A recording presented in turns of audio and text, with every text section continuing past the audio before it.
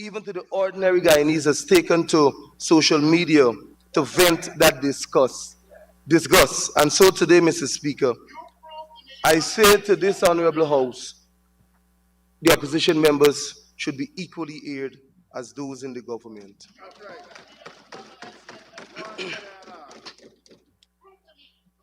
Mr. Speaker, I rise to make my contribution to the budget presented by the Honorable Senior Minister in the Office of the President with responsibility for finance on January 16, 2023, under the theme, Improving Lives Today, Building Prosperity for Tomorrow. Mr. Speaker, this colossal failure and shipwreck to Guyana's economy, called the national budget, has left all Guyanese with reasons to worry and wonder about their future. Sir, some are worrying about how is it that a government can be so uncaring in its plans, policies, and programs, while some worry about when they will get out of poverty in this much-touted oil economy. Mr. Speaker, a large cross-section of Guyanese is worrying about when this budget is passed. How will they survive? Where will the next meal come from? Mr. Speaker, evident to these facts is a statistical report in the Kaitor News editorial dated 20th January 2023 of the United Nations Food and Agricultural Organization, which shows that 43% of Guyanese can't afford a healthy diet, while 5% are undernourished. This was reported in its recent report released in January of 2023, titled Regional Overview of 2022 Towards Improving Affordability and Healthy Diets. That report also states, Mr. Speaker, that 50% of the people living in our country live in poverty. They went on to specify that half of the country's population is surviving on less than US $5.05 or Guyana $1,000 per day. Mr. Speaker, it must be noted that with these facts about Guyana, the international organization said that our country's national poverty status is the highest among the Caribbean. Mr. Speaker, fix that and then come back to this August House and talk about biggest budget and budget for all people. Mr. Speaker, while this budget is some 41.4% larger than that of 2022, it is very clear that it will not be able to address the previously mentioned situations in Guyana, nor will it address the financial insufficiencies of the citizens. Mr. Speaker, this visionless government, while proposing to spend $781.9 billion, has failed to propose any measures that will indeed address the high inflation rate and general cost of living. Sir, this budget is deficient in a poverty reduction strategy, a crime prevention plan, and a permanent job creation strategy. Mr. Speaker, permit me to talk to you about public health in Region 5. Mr. Speaker, this budgetary allocation in 2 successive years continues to fail the people of Region 5, Mahaica-Borby, significantly, with some $236 million allocated to this region for health care in an oil-producing economy, a mere $17 million more than last year's allocation. Mr. Speaker, this government for years has failed to upgrade and build upon the work of the coalition government to transform the Trafalgar No. 28 health post into a recognized health center. This is a demonstration of the gross incompetence of this administration and the lack of vision for the region. Not forgetting, Mr. Speaker, the true uncaring nature of the PPPC government. Mr. Speaker, healthcare services should be the priority or primary focus, rather, of any government. But instead, this government is busy ensuring that our health sector is quickly privatized. Sir, the Constitution of Guyana dictates that every citizen has the right to free health services. Yet, after the huge $500 plus billion 2022 budget, citizens still have to purchase drugs, pay to seek medical services of specialist doctors, and yes, continue to foot the huge cost of having a life and death surgery completed. Mr. Speaker, our district hospitals in Region 5 continue to fail in their services to the people, with the X-ray unit down countless times in 1 year, the non-functioning ultrasound unit, shortages of drugs, especially for the elderly and children. The brand new one has not yet been installed, Mr. Speaker. Sir, even the dental unit was not working at Fort Wellington Hospital for a number of days until I spoke about it, Mr. Speaker. It is painful to hear the numerous complaints of residents who cannot access services at the medical laboratory at either Fort Wellington or the Myconi hospitals.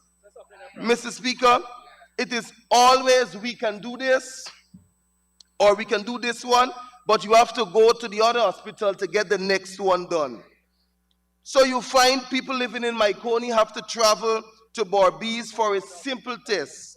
Likewise, persons from Borbees have to travel to Myconi. Mr. Speaker, who will give our elderly who have to go monthly or twice monthly to the hospitals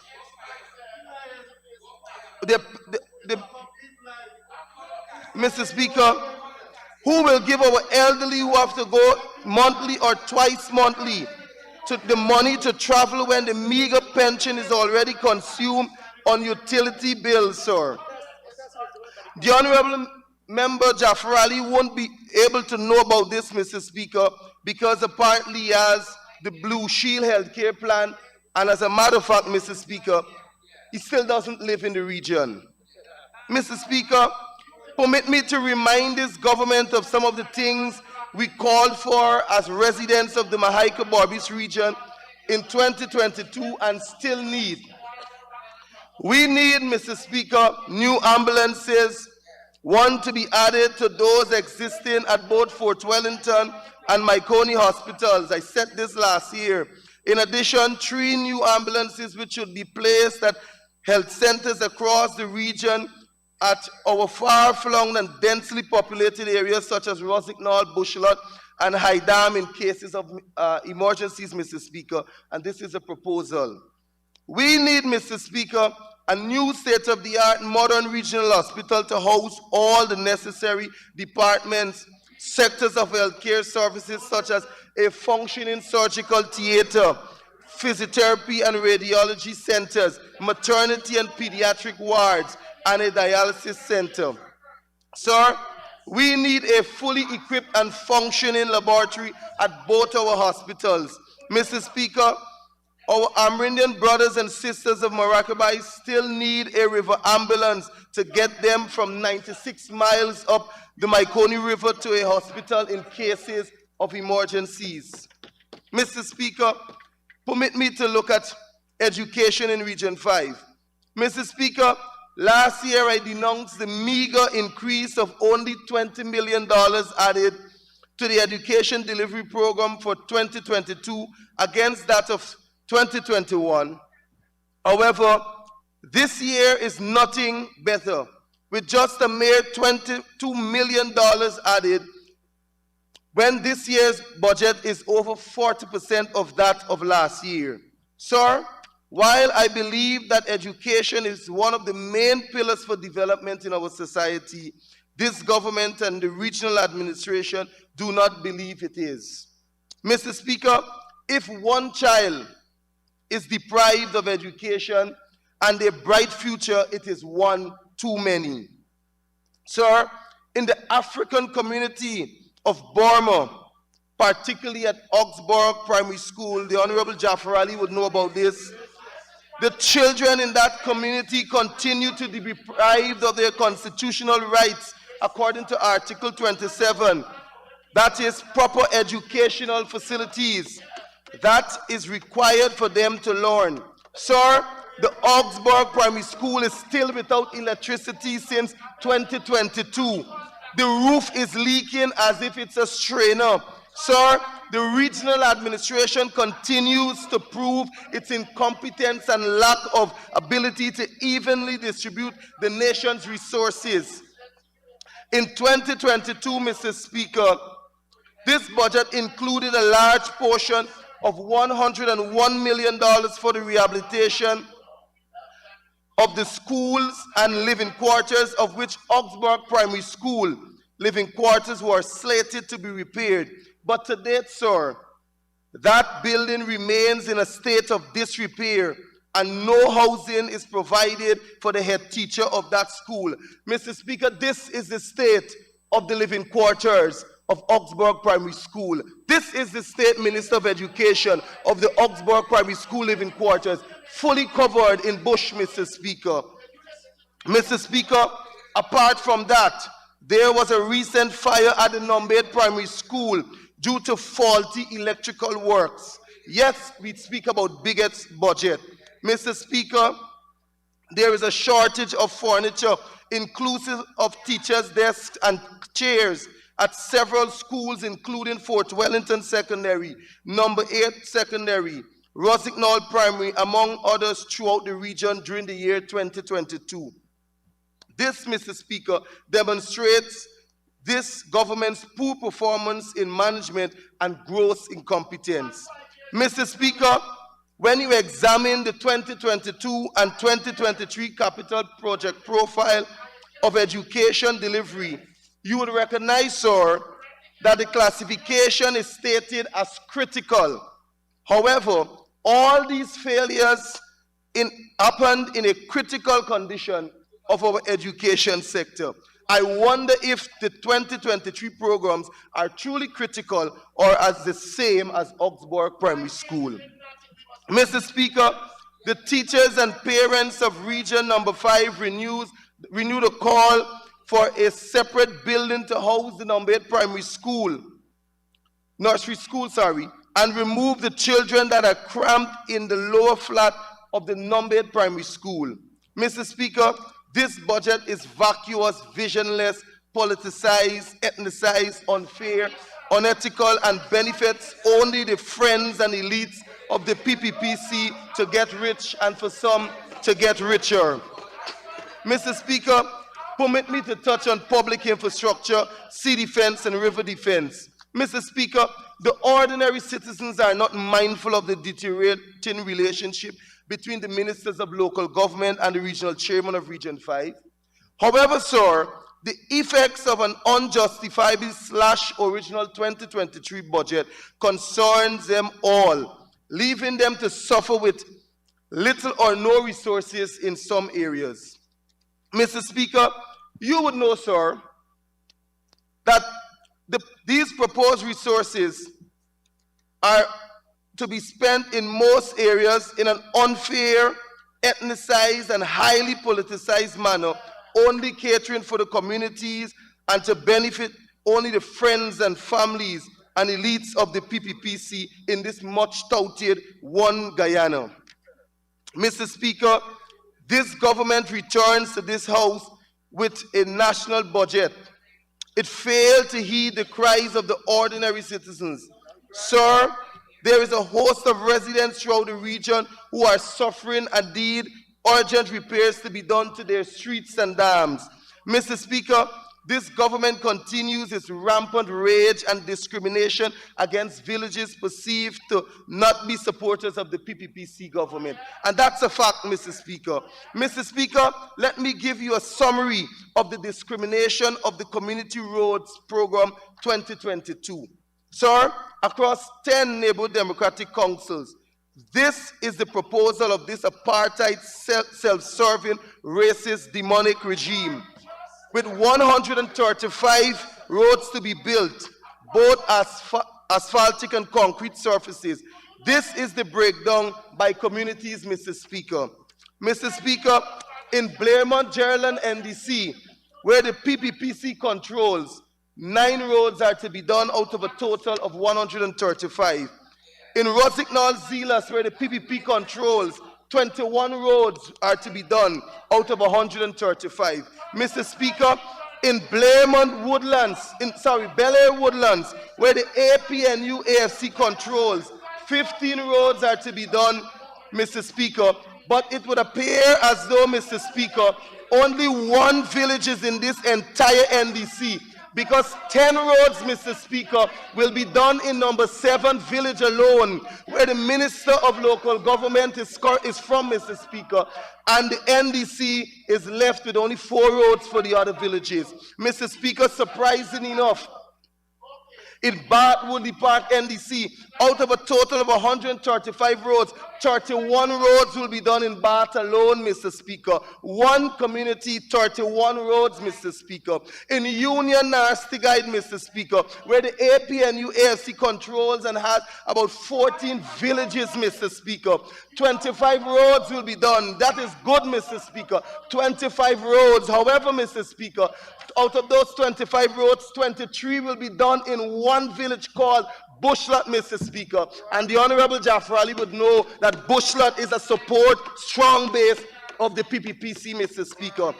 Mr. Speaker, one road will be done in Hope Town and one road will be done in Trafalgar. Mr. Speaker, every time you come to this house and you speak about the racism and the discrimination against our people, they call you a racist. But Mr. Speaker, I will remain a racist once I'm defending the people of Guyana. As long as I'm dealing with the affairs of the people of Guyana, Mr. Speaker, I will be called a racist, and I have no problem with that, Mr. Speaker. Mr. Speaker, in Tempe Seafield, 6 roads will be done where the AP and UFC control. In Prophet Rising Sun, Mr. Speaker, where Belladrum and El Dorado falls, only 4 roads out of 135 will be done, Mr. Speaker.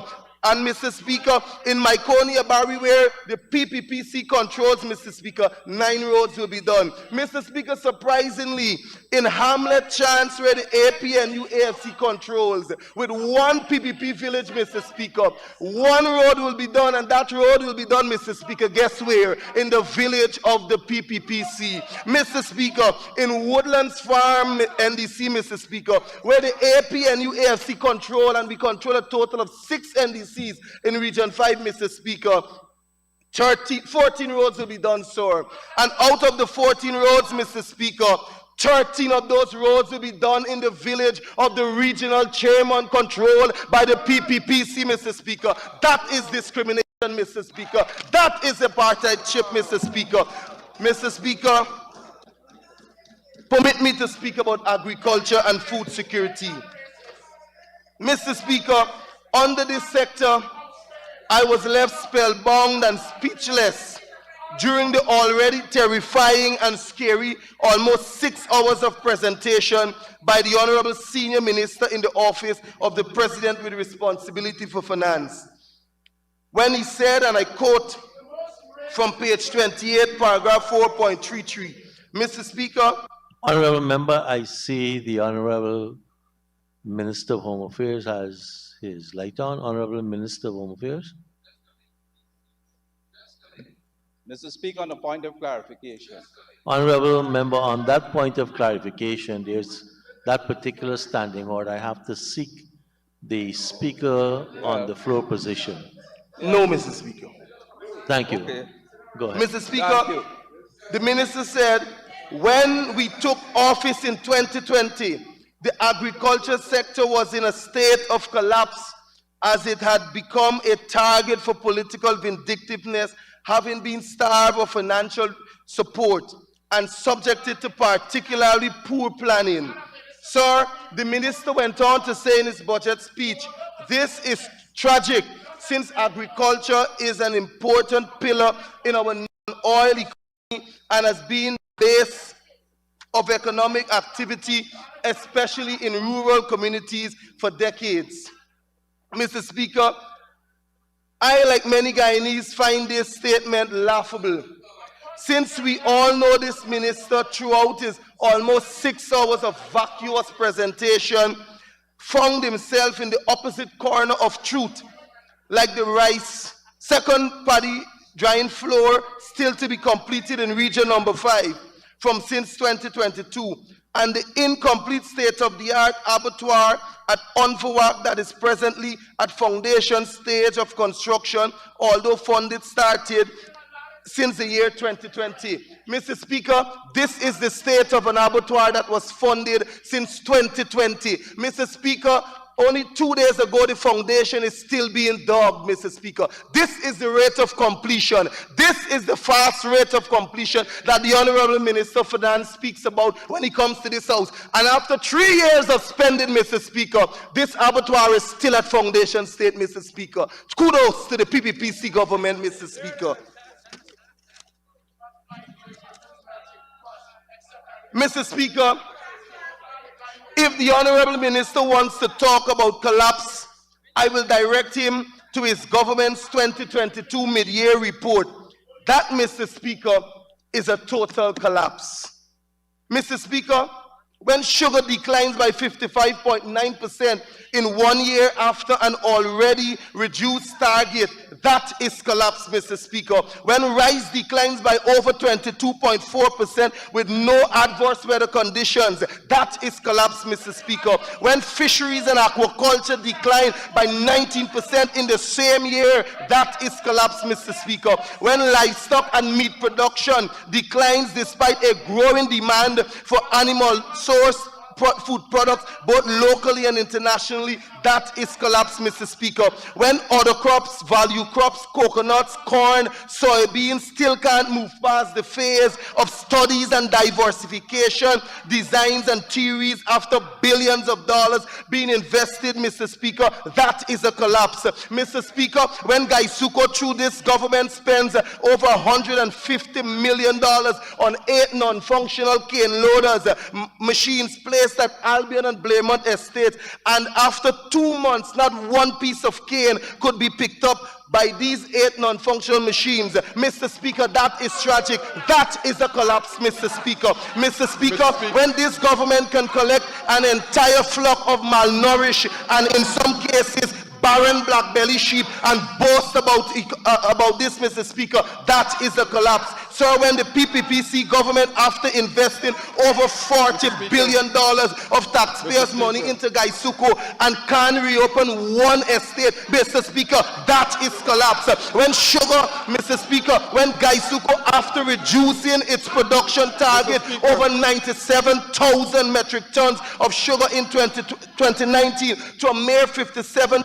Honorable Member, the Honorable Minister of Agriculture is rising on a point of order. Mr. Speaker, a point of order, section 40. The honorable member is impeding improper motive in saying that Gaisuko would have purchased 8 cane grabber, which is not true. And I ask that you apologize and withdraw that statement. Honorable Member, the Honorable Minister is saying the information provided is not accurate. What we will do is to establish the accuracy of that. So I'm going to ask the clerk to pull up the exact words that you said and ask the minister to provide the contrary information. Go ahead now, Honorable. Yes, Mr. Speaker, and I can provide the photos of those cane loaders.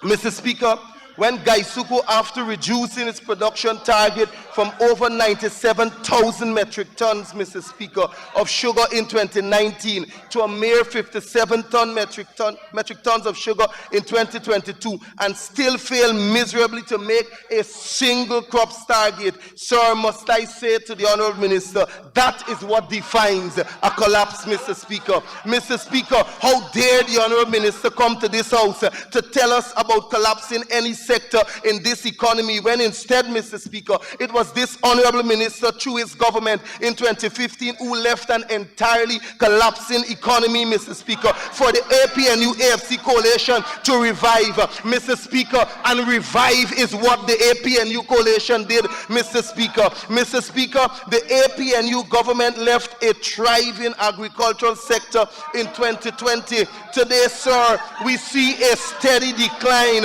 in this sector sector under the hands of a PPPC government. This, Mr. Speaker, contributes to the rapid rise in cost of living, Mr. Speaker, in the sense that we are producing far less than we were 3 years ago and importing far more. Mr. Speaker, don't be bothered by the noise, Mr. Speaker. The proof, Mr. Speaker, is evident in the statistics of the 2022 mid-year report, which shows that most subsectors in the year 2022 declined, Mr. Speaker. Mr. Speaker, let me help them to understand their government's performance. Mr. Speaker, sugar declined. Mr. Speaker, rice declined. Fisheries and aquaculture declined. Small and other crops declined. Corn and soybean declined. Mr. Speaker, this is tragic, and this is what we call a total collapse. Mr. Speaker, while this government proudly boasts about the $4 billion allocation to Gaisuco to commence the construction of the Albion packaging plant, sir, the real argument is whether Gaisuco needs a multi-million-dollar packaging plant. Sir, Gaisuco is failing day after day, crop after crop, to produce enough sugar to be processed and packaged at its Blairmont Central factory location. Sir, I ask the Honorable Minister of Agriculture, with sugar dying, Mr. Speaker. Sir, I ask the Honorable Minister of Agriculture, with sugar dying under his watch, is this feasible for Gaisuco, Mr. Speaker? Mr. Speaker, the rice sector in 2019, according to the Guyana Rice Development Board statistics, show that Guyana produced 1,049,874 metric tons of paddy, making it the second highest rice producing achievement in Guyana's history. While region number 5 alone, Mr. Speaker, produced 454,476 metric tons of paddy, with a rice equivalent, Mr. Speaker, of 295,409 metric tons. This, Mr. Speaker, was the region's second best performance, Mr. Speaker. Mr. Speaker, today the rice production is at its lowest. Mr. Speaker, I repeat, today rice production is at its lowest or its worst performance ever, with the rice sector contracting significantly since 2019. However, Mr. Speaker, the Honorable Minister comes and stands here in this Honorable House and tries to mislead the nation as if all things are bright and beautiful. You can say the honor impute that he's tried to mislead. You have to withdraw that. Guided, Mr. Speaker. As if all things are bright and beautiful with the rice sector. In fact, sir, the rice sector has contracted by some 22.4% after being projected to grow by this government by 25.1%. The reality being, sir, that rice underperformed at a rate of 47.5% in the year 2022. Mr. Speaker, that is a collapse, that is a tragedy, and that speaks of a collapse in this economy. Mr. Speaker, I challenge the Honorable Minister of Finance and Agriculture to go now, and perhaps I can go with them, Mr. Speaker, and they would see that hundreds of acres of rice land have been abandoned for over 2 crops now, Mr. Speaker. Sir, rice lands in region 5 and 6, Mr. Speaker, are left uncultivated because of the high cost of living, cost of production. Mr. Speaker, the prices for fertilizers and other chemicals have all skyrocketed. Yet in budget 2023, there is no measure to cushion this, Mr. Speaker, and to assist the hundreds of rice farmers to return to the fields of their daily living. How heartless and cruel this is to our farmers, Mr. Speaker. Mr. Speaker, the Honorable Minister lamented that his government distributed $900 million in fertilizers. But, Mr. Speaker, he did not remember to report that probably all the fertilizers were spoiled and melted. Mr. Speaker, if he didn't remember, Mr. Speaker, he can ask the Honorable Vice. Honorable Member, Honorable Minister, use microphone. I'm not hearing you. Standing Your on own the members are not paying you the courtesy of allowing me to hear you. Yes, Mr. Speaker, standing order 40 again, the honorable member is misleading this honorable house. In Region 5, we have Okay, distributed. Honorable Minister, you're standing on, He is you misleading want the to house provide to say, contrary information. And I have to get the honorable member to give you leave to make that point. No, So Mrs. you have an Nobody- opportunity to present, Everybody lying in this house. You lying. You come in lying here. lying, misleading again, honorable members on parliamentary. Honorable member, before we recommence, honorable member Mr. Vinceroy, I will have to get an extension for you. I did provide you with the extra time that you were interrupted. Honorable member Ms. Ali. Mr. Speaker, I beg that my honorable member be given almost 10 minutes, but we will stick with 5 to conclude his presentation. Thank you. Thank you very much, honorable member. You may proceed to conclude in 5 minutes. Mr. Speaker, continuing, maybe he didn't ask the Honorable Vice President what the people in Region 6 said to him, sir, or perhaps he didn't ask the Honorable Member Jafar Ali about the one man who collected all the fertilizers in Bushlot and went to the masjid and distributed same when half of the village was left. Honorable member, you may want to withdraw that because I am sure our masjids don't get involved in what you're trying to impute. Mr. Speaker, so do. Went to a special place, Mr. Speaker, and distributed the same when half of the village was left at war for not receiving any. Mr. Speaker, while I don't doubt the Honorable Minister that perhaps $900 million was spent on fertilizer, I certainly doubt that 5,160 farmers did receive, as was stated by the Minister. And if the Honorable Minister wants to prove otherwise, I challenge him, Mr. Speaker, to produce the list of those farmers and the quantity that they all receive, Mr. Speaker. Mr. Speaker, loud shouts and long speeches with no proof of accountability is not accepted in this House, Mr. Speaker. It is unacceptable, Mr. Speaker. Mr. Speaker, I challenge the Honorable Minister to show us, Mr. Speaker, to show us the farmers that received in Belgium and Ithaca in Region 5. Show us the farmers that received in Firish and Lancaster in Region 6. Show us the farmers that received in Dartmouth and Queenstown in Region 2, Mr. Speaker. And when he does, I will personally apologize, Mr. Speaker. It is high time we expose these facts of racism, nepotism, cronyism, and friendism of this uncaring cabal called a government. Mr. Speaker, with all that being said, let me remind the Honorable Minister of some of the thriving achievements in the area of agriculture that his government inherited. Mr. Speaker, improved drainage and irrigation systems across the length and breadth of the rice belt. The coalition did it. Mr. Speaker, since 2015, the NDI has installed pumps at stations across Region 5, Region 3, Region 4, Region 5, and 6, Mr. Speaker. Several pump stations have been built and rehabilitated across the coastline at a cost of over $3 billion, Mr. Speaker. The areas benefiting from this project, and listen, Minister of Agriculture, Honorable Member, the areas benefited from this investment includes Lusignan, BV Triumph, Good Hope and its environs, Friendship, Buxton, Orstellin, Mocha, Providence, Hope, and then more in Region 4, Three Friends and Columbia, Mr. Speaker, Aberdeen, Land of Plenty, Mainstay, Lima, and Reliance in Region 2, Mr. Speaker, Bengal, Gangaram, Eversham,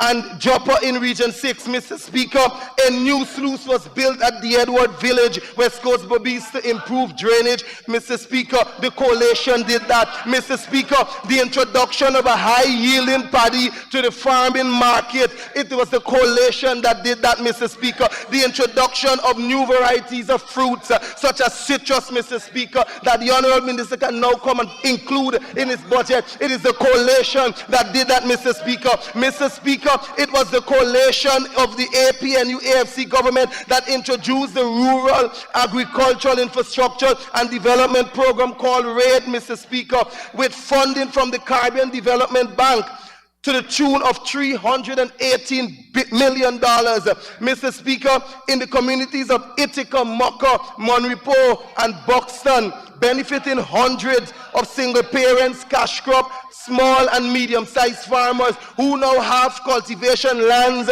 and machines with the requisite infrastructure to continue a daily living. And on this point, Mr. Speaker, I say to this uncaring government, return the machines that belong to Ithaca, return the excavators, return the graders, because it belongs to the people. Mr. Speaker, the National Drainage and Irrigation Authority Commission, listen to this, Mr. Speaker, the first amphibious excavator on May 24, 2019, the coalition did that.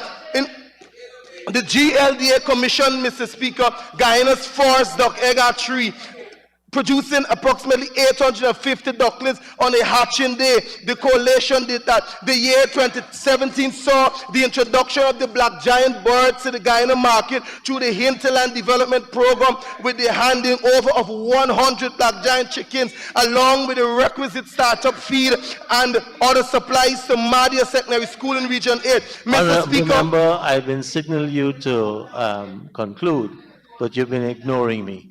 Mr. Speaker, a minute to wrap up. No, sir. You're already a minute over the 5 minutes. So you wrap up now. Yes, Mr. Speaker. Mr. Speaker, in conclusion, I therefore propose to this government to give unto every Guyanese what is due to them. Proverbs 29, 1 and 2 says, "He that being often reproved and hardeneth his neck shall suddenly be destroyed, and that without remedy. When the righteous are in authority, the people rejoice. But when the wicked beareth rule, the people mourn." Our people are mourning, Mr. Speaker. Mr. Speaker, Budget 2023 is heartless, visionless, and mean, and I cannot support this budget. I thank you.